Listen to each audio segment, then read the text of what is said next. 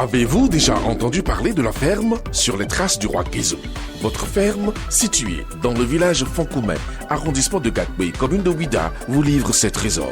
Tomates fraîches, œufs, poulet bicyclette, huile de palme, tout ce qu'il vous faut en volaille, fruits, légumes et agroalimentaire. Top, c'est parti, faites vite vos commandes et vous serez livrés comme des rois et selon vos exigences. Sur les traces du roi Guézo, nous sommes joignables au 229 41 49 99 99. Après une trêve du mois de juin marquée par des résultats positifs avec à la clé 2 victoires en 2 confrontations lors des 3e et 4e journées des éliminatoires de la Coupe du Monde 2026, les Guépards du Bénin seront de nouveau au front. En début du mois de septembre prochain, les Guépards affrontent le Nigeria et la Libye, une occasion pour eux de confirmer leur regain de forme après la dizaine de matchs disputés sans la moindre victoire. En prélude à ces 2 rencontres entrant dans le cadre des premières et 2e journées des éliminatoires de la Coupe d'Afrique des Nations CAN Maroc 2025, Guénotte Roy a animé ce jeudi 29 août 2024 au stade de l'Amitié Générale Mathieu Kérékou de Cotonou une conférence de presse accompagnée du milieu de terrain béninois Dodo Doku. Une rencontre au cours de laquelle le sélectionneur des Guépards a dévoilé la liste des joueurs qui défendront les couleurs nationales. Marcel Aziz Karib, défenseur Facino Rodrigue, Cédric Rontonji, Yohan Roche, Sankamao, Souleymane Sika, Tidjani Mohamed, Olivier Verdon, milieu, Armin Steve Mounier, Tossi et Traoré Steve Warren.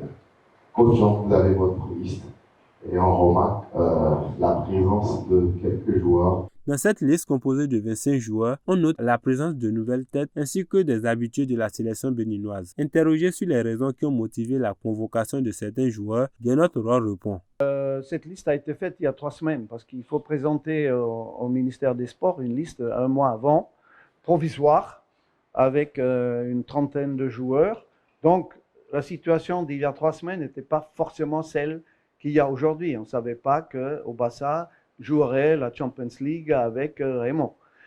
Et avec son club, d'ailleurs il a été éliminé, mais c'est quand même bien d'avoir fait ce pas-là. Il ne jouait plus avant, comme vous le savez bien, à l'AS Cotonou.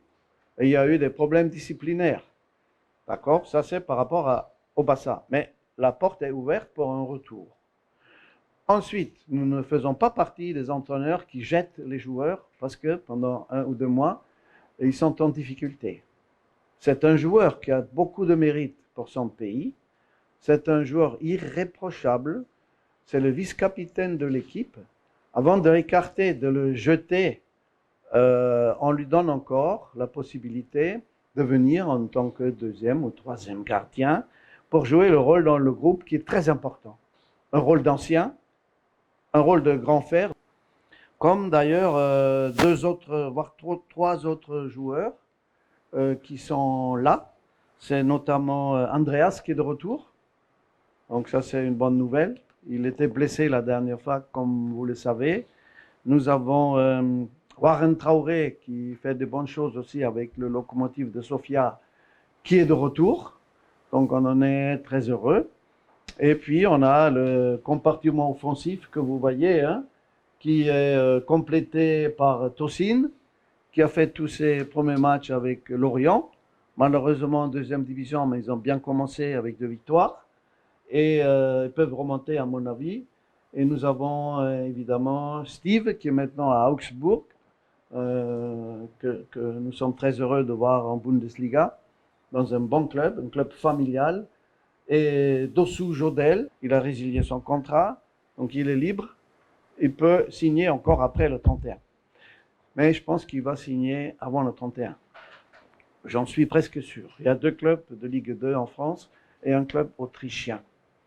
Et surtout, il est dans l'entraînement. C'est-à-dire, il s'entretient, il fait comme tous ceux qui n'ont pas joué dans le pays, hormis le stage qu'il y a eu avec Moussa.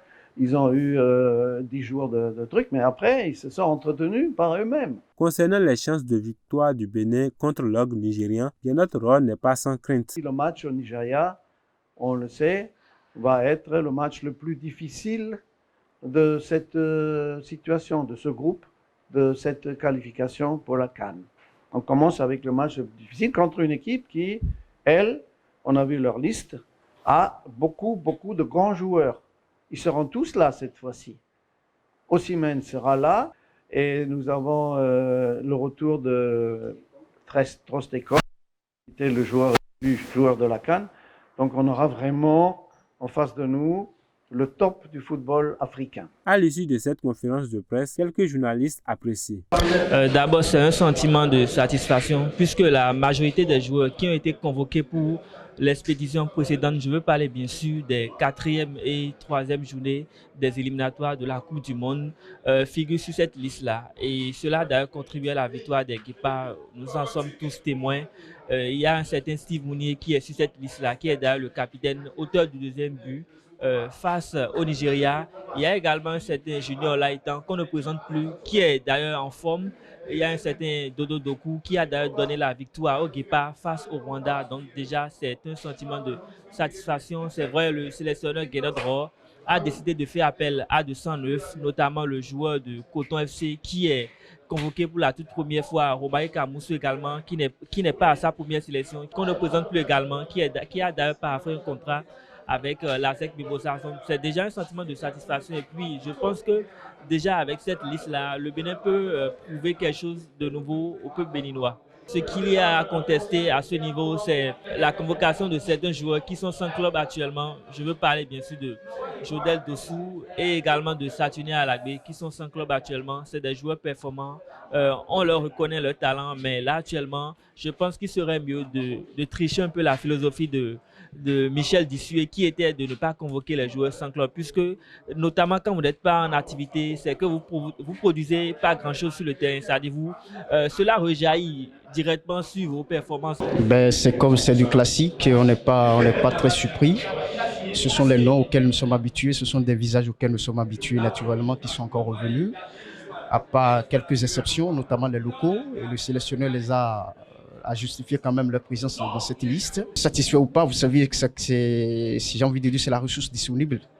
C'est ce que nous avons actuellement, malgré bien sûr la situation contractuelle de certains qui sont sans club, mais qui continuent de s'entraîner avec l'UNFP.